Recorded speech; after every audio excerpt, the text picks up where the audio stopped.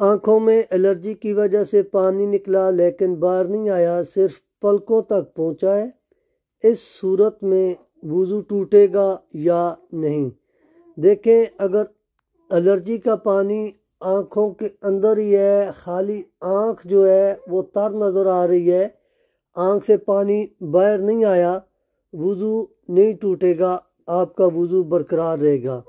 لیکن جو ہی آنکھوں کی پلکیں جو ہیں اگر وہ تر ہو جاتی ہیں اس الرجی کے پانی سے، اس کا مطلب ہے کہ یہ آنکھ کا بیرونی حصہ ہے، آنکھ سے پانی خارج ہو گیا۔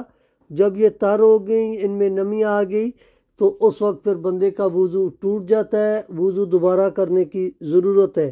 اسی وجہ سے کہا گیا اگر پلکوں کے اوپر کچھ چیز لگی ہو تو اس کو ہٹا کر کے وضو کرنا چاہیے۔ اگر پانی آنکھ کے اندر ہے، وضو نہیں ٹوٹے گا، آنکھ سے